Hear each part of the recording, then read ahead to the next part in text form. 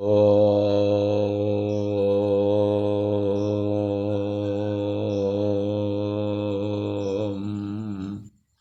ওম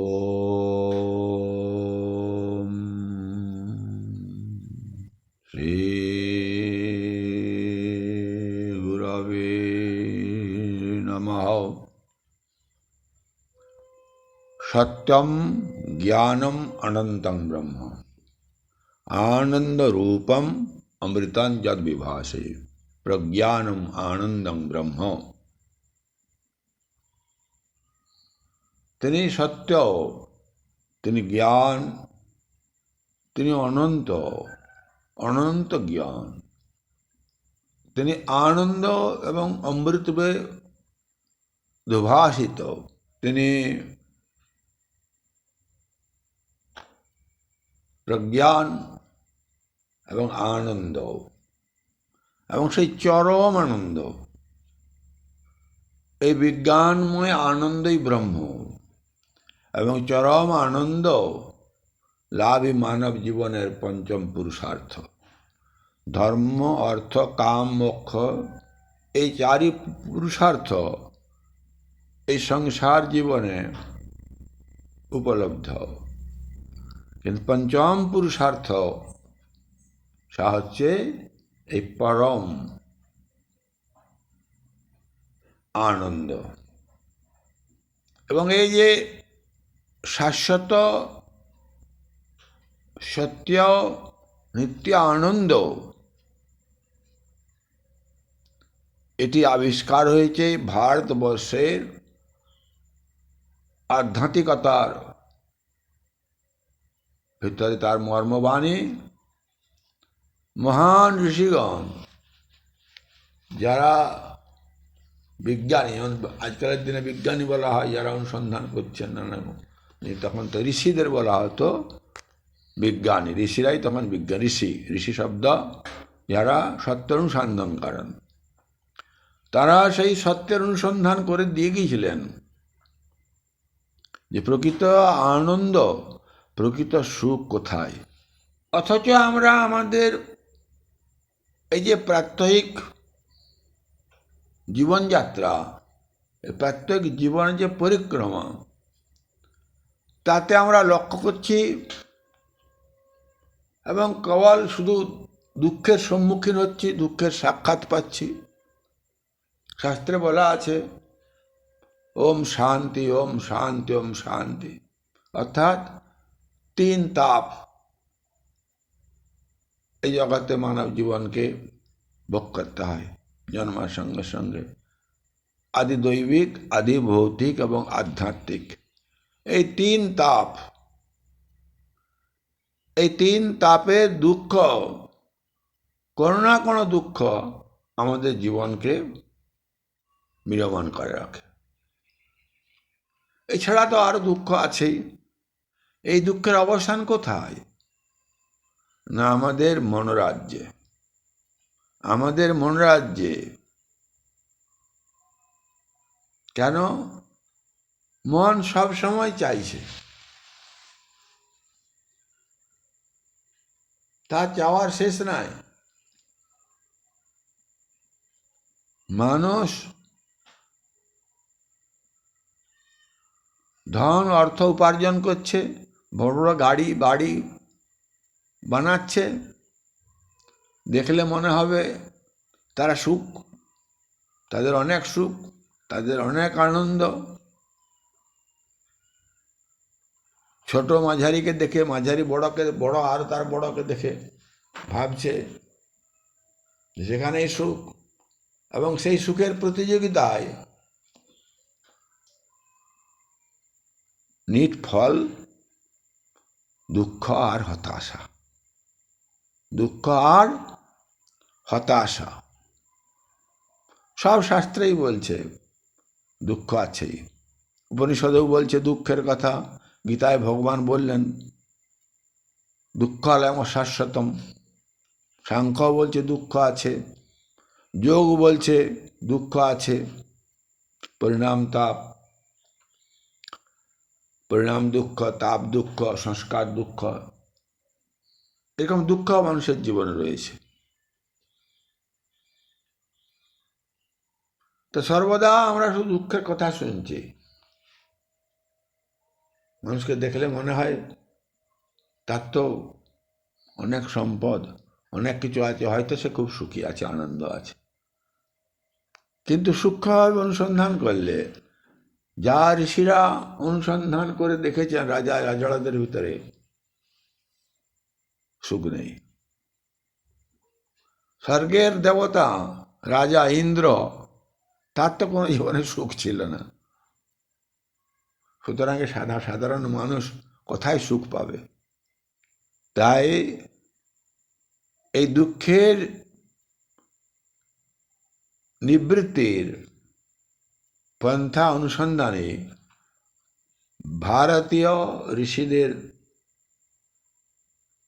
ভিতরে দর্শনের উৎপত্তি। তাদের দ্বারাই তারা অনুভব করেছিলেন সত্যিকার এখানে দুঃখই রয়েছে, এবং এই দুঃখের নিবৃত্তি কি? বুদ্ধদেব সংসার ছাড়লেন। মানুষের এই দুঃখ, জরা ব্যাধি মৃত্যু, এই দুঃখতে কি করে তাকে উদ্ধার করা যায়, তিনি সংসার ত্যাগ করলেন। ভগবান শঙ্করও মানুষের দুঃখ দূর করার জন্য সংসার ছাড়লেন, যাতে তারা ঋষিদের সেই জ্ঞান লাভ করে সুখ শান্তি আনন্দ পেতে পারে। এভাবে বহুত মহাত্মা, বহুত ঋষিরা অনুসন্ধান করে গেছেন সেই সর্বদুঃখ জয় করার, সর্বনৈরাশ্য থেকে মুক্তি পাওয়ার একমাত্র উপায় সেই আনন্দের কাছে যাওয়া। আনন্দ ব্রহ্ম, তিনি সচ্চিৎ আনন্দ স্বরূপ, তিনি সত্য এবং নিত্য, তিনি স্বয়ং প্রকাশক এবং তিনি আনন্দের স্বরূপ, আর কোনো জায়গায় নেই। কিন্তু এই যে দুঃখের অন্ধকার, এই গাঢ় অমনিশার মতন অন্ধকার, এই দুঃখ যখন মানুষের আসে, সেটা তো আমাদের নিজেদেরই সৃষ্টি। লোক ভগবানকে দোষ দেয়, ভগবান আমার দুঃখ কষ্ট দিচ্ছে, না। ভগবানটা আনন্দময়, আনন্দ স্বরূপ। ভগবানকে পেলে তো আমরা আনন্দে ফুটি ফাটা হয়ে যাব। আমরা তো ভগবানকে পাই না। ভগবানের সৃষ্ট এই মায়ার জগতে আমরা ঘুরছি। এখানে সবই অনিত্য, সবই পরিবর্তনশীল। এখানে আজ যে রাজা, কাল সে ফকির, আজ যে ফকির, কাল সে রাজা। তাহলে এই যে দুঃখ আমাদের দ্বারাই সৃষ্টি, কি করে? শাস্ত্র বলছে আমি এবং আমার, আমি এবং আমার, এই দুটি শব্দ নিয়েই এই যে জগতের, এই যে সাংসারিক মানুষের জীবনচক্র চলছে। এই আমি আমার থেকেই তার বারবার যে কর্ম সৃষ্টি করছে, তার দ্বারা সে বারবার জন্ম মৃত্যু চক্রে ঘুরে বেড়াচ্ছে। এই আমি এবং আমার, এ হচ্ছে দুঃখের তার সবাই কারণ। কারণ সবাই আমরা আমাদের এই আমিত্বকে সুদৃঢ় করার চেষ্টা করি। আমি যত তাকে সুদৃঢ় করার চেষ্টা করি, তত আমরা কিন্তু সংকুচিত হই। আমরা আমাদের মন তত সংকুচিত হয়। এখানে আমি আর আমার, আমি আর আমার বলতে শুধু একটু সংকুচিত, ছোট্ট ক্ষুদ্র। এই যে মানব জীবনের সংকোচন এবং আমি আমার দ্বারা যে পরাধীনতা, যত দুঃখের মূল কারণ। আমরা খুব সূক্ষ্মভাবে যদি অনুসন্ধান করে দেখি, তবে এই রোগটি ধরা পড়বে, নাহলে সহজে ধরা পড়বে না। এই আমিত্বের ক্ষুদ্র গণ্ডির মধ্যে আবদ্ধ হয়ে আমরা কি করি না, কামনা বাসনার দাসত্ব করি, এবং এই দাসত্বই হচ্ছে দুঃখের মহা কারণ। কারণ করণগুলো অনুসন্ধান না করলে তো তার চিকিৎসা হবে না, রোগটা ভালো করে বুঝতে হবে। তাই ঋষিরা এর অনুসন্ধান করেছিলেন। ঠাকুর রামকৃষ্ণ বলতেন কাঁচা আমি আর পাকা আমির কথা। যতক্ষণ কাঁচা আমি ততক্ষণই জগৎ সংসারে ঘুরছে, তাই দুঃখ পাচ্ছে। যখন সে পাকা আমি হয়ে যাবে, অর্থাৎ তার নিজের স্বরূপকে জানতে পারবে, সে স্বরূপকে পালেই সে আনন্দ পাবে। ভৃগু তার পিতা বরুণকে বললেন, পিতা আমায় জ্ঞান দেন, আমাকে সেই ব্রহ্মজ্ঞান দেন। তিনি বললেন, তুমি নিজে অনুসন্ধান করো, নিজে তপস্যা করে জানো। তুমি অন্য দ্বারা, প্রাণ দ্বারা, মন দ্বারা, বুদ্ধি দ্বারা তুমি জানো। যা হইতে এই জগৎ সকল সৃষ্টি হইয়াছে, যাহাতেই জগতে সকল জিনিস স্থিতি আছে, আবার এই সৃষ্টি সব কিছুই যাহাতেই লীন হয়ে যাচ্ছে, তাহাই তিনি অনুসন্ধান করলেন, তপস্যা করতে লাগলেন অন্যের দ্বারা, না প্রাণ দ্বারা, না মন দ্বারা, না বুদ্ধি দ্বারা, না। পিতা বলেন, যাও আরো এগিয়ে যাও। তখন তিনি আরো এগিয়ে গেলেন। বিচার করতে করতে তিনি এসে হাজির হলেন আনন্দে। তিনি বললেন, পিতা আনন্দই সেই ব্রহ্মগ্রহণ। এই আনন্দ থেকে আমরা সব এসেছি, আমরা আনন্দে স্থিত আছি এবং আমার আনন্দেই লয় হয়ে যাব। এই জগৎ আনন্দ থেকে এসেছে, আনন্দতে আছে এবং আনন্দতে তার লয় হয়। তাই সেই আনন্দকে জানলে, সে আনন্দের স্থিতি হতে পারলে আর দুঃখ থাকবে না। আমার যদি শীত গ্রীষ্ম সবই সহ্য করার ক্ষমতা অর্জন হয়ে যায়, তাহলে আমার আর লেপ কম্বল লাগবে না। আমার যদি কোনো প্রকার দ্বন্দ্ব না থাকে, সুখ দুঃখ, লাভ ক্ষতি, জীবন মরণ, মান অপমান, এসব তো তাঁরই হাতে, সব তাঁরই হাতে। এবং আমরা আমাদের কর্মফলের সংস্কার থেকে আমরা এতে বিচলিত হয়ে পড়ি। আমাদের কামনা বাসনা পূরণ না হলে তো আমাদের অন্তরের মধ্যে গভীর শোক ও দুঃখের বেদনার অনুভব হয়। সেটা কখনো ধরা পড়ে, কখনো ধরা পড়ে না, কিন্তু এটি সত্যই। ঋষিরা, সে মহাজ্ঞানীরা, তারা গভীরভাবে শাস্ত্রের দ্বারা, ধ্যানের দ্বারা অনুভব করে জ্ঞান আমাদের দিয়ে গেছেন। নারদ ঘুরতে ঘুরতে সনকাদি 4 ঋষির কাছে উপস্থিত হলেন। তিনি সন্ত কুমারকে প্রণাম করে বললেন, ঋষি আমাকে কিছু জ্ঞান দেন। তিনি বলেন, তোমাকে কি জ্ঞান দেবো, আগে তুমি কি জানো তো বলো। সে বলে, আমি সব জানি। 4 বেদ, এত উপনিষদ, ব্রহ্মসূত্র, গীতা, ভাগবত, উচ্চাটন, সর্ববিদ্যা, অমুক বিদ্যা তিনি অনর্গল বলে গেলেন। সব তাঁর কণ্ঠস্থ একদম। তুমি তো সব জানো। হ্যাঁ, আমি জানি। আমি কেবল মন্ত্রবিদ হয়েছি, কিছু শব্দ জানি, কিন্তু আমার দুঃখ দূর হয়নি। কেন? আত্মবোধ হতে পারেনি, আত্মবিদ হতে পারেনি। তখন সনত কুমার তাকে বলতে আরম্ভ করলেন এবং শেষে নিয়ে তিনি পৌঁছালেন কোথায় না ভূমাতে। তিনি তো আশ্চর্য হয়ে গেলেন। তিনি বলছেন, ভূমাকে জানতে হবে আমাকে। ভূমা বই সুখম ন অতি অল্পে। এই জগৎ অতি অল্প, এখানে সুখ অতি অল্প, খুঁজলে বেশি পাওয়া যাবে না। আর তাতেই আমাদের অমত্ব বেড়ে যাবে এবং দুঃখের কারণ হয়ে দাঁড়াবে। সেই দুঃখে আমরা খুব জর্জরিত হয়ে পড়ি। এটা জগতের ধর্ম বলতে পারেন, জগতের স্বরূপও বলতে পারেন। ভগবান বলেন একাংশে স্থিত জগৎ। হে অর্জুন, এই জগৎ আমার একাংশে স্থিত, 100 ভাগের 1 ভাগে স্থিত, আর 99 ভাগ উপরে আছে। তো তাকে না জানলে ভগবানকে পুরাপুরি জানা যাবে কোথায়, আর সচ্চিত আনন্দময় হবে কোথায়? আমরা তো একাংশকে নিয়েই তো আমাদের অবস্থা খারাপ,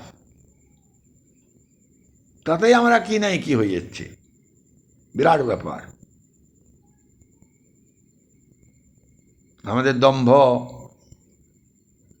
অহংকার। জিজ্ঞাসা করলেন তাহলে ভূমা কি জিনিস? তিনি ভূমা, যেখানে কিছু দেখা যায় না, যেখানে কিছু শোনা যায় না, যেখানে কিছু জানা যায় না, তাই ভূমা। যেখানে কিছু দেখা যায়, শোনা যায়, জানা যায়, তা অল্প। তাই অল্প আনন্দ, যা আমি আমার এবং আমাদের ক্ষুদ্র আমিত্বের অহংকার দ্বারা পরিপুষ্ট, তার পরিণাম কিন্তু দুঃখ। আর তাপ দুঃখ তো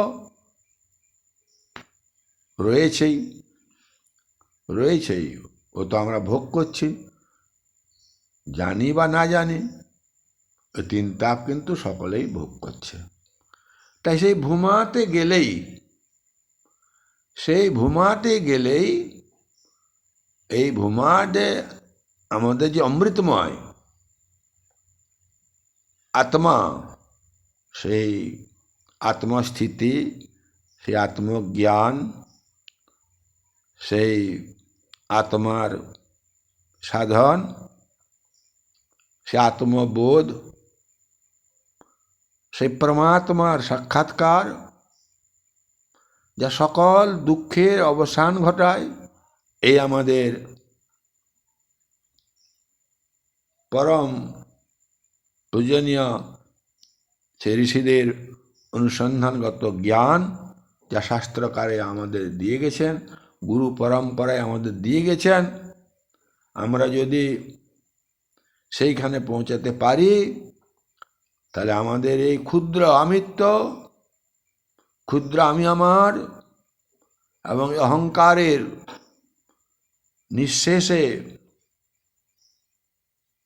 রোগমুক্ত হওয়া যাবে, এবং সেই আনন্দতে থেকে, সেই পূর্ণানন্দকে পেয়ে আমরা পরম সুখে তার সঙ্গে অবস্থান হয়ে পরম শান্তিতে থাকতে পারব।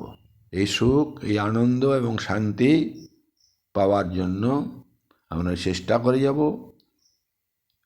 আমাদের ঋষিদের স্মরণ করে, তাদের অনুসরণ করে, তাদের দেওয়া শিক্ষা আমরা লাভ করে আমাদের এই মনুষ্য জীবন যা অতি দুর্লভ, সেই মনুষ্য জীবন ধন্য হয়ে যাবে। তা না হলে এ দেহের সুখ, ইন্দ্রিয়ের সুখ, জিহ্বার সুখ, উপস্থের সুখ, এই সবই সুখ, ক্ষণিক এবং অনিত্য। ক্ষণিকের সুখ এবং অনিত্য সুখ, এ সুখের পরিণাম শুধু দুঃখই। তাই সেই ভূমাই পরম সুখ, আর সেই পরমাত্মাই পরম আনন্দের স্থান। প্রজ্ঞানম আনন্দম ব্রহ্ম। তাহলে সেই আনন্দ, সেই সুখই আমাদের জীবনে কাম্য হয়ে উঠুক। সকলে ভিডিওটি পড়ে সুখ অনুভব করুন, সাবস্ক্রাইব করুন, লাইক করুন। আপনাদের জীবন আনন্দে ভরে উঠুক। শান্তি শান্তি।